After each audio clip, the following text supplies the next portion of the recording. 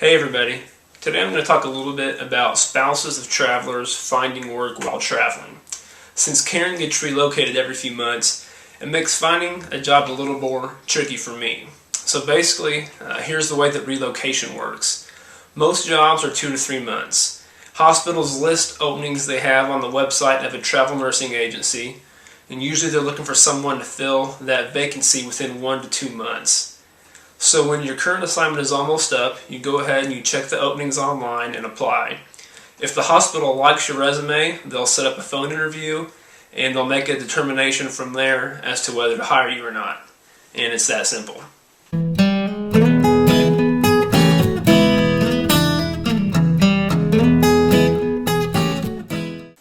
Obviously, we had no idea if I would be able to find a job that would meet all of our requirements. Our main concerns were me finding a position that first of all interested me, and then also something that would allow me to be short-term. And me being short-term was something that I wanted to be very upfront about with employers to let them know that I wasn't going to be there for a very long time.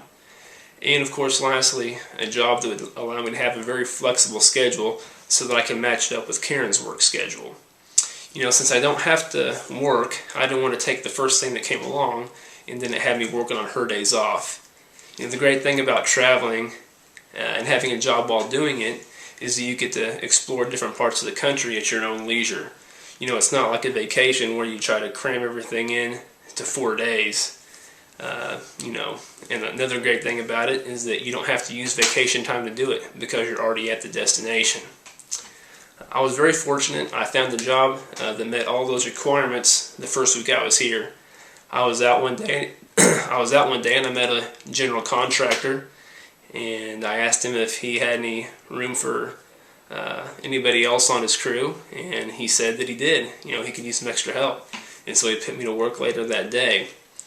Now he calls me up just, you know, random times, you know, when he has different projects, but basically I just tell him when I can work, and he schedules me accordingly, and so it works out perfect for me.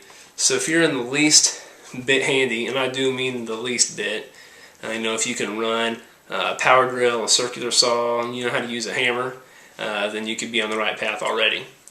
And also I noticed around town here a lot of businesses hiring morning and nightly stalkers.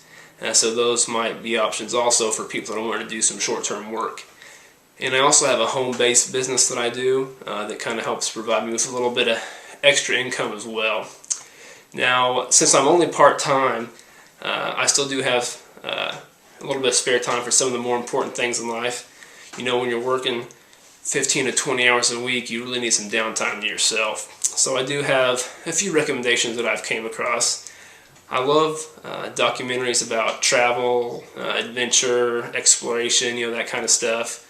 So 180 Degrees South is an awesome documentary. Maiden Trip wasn't too bad. And most recently, one that I watched is Kon-Tiki. And they're all on Netflix, so you can go and check those out if you'd like.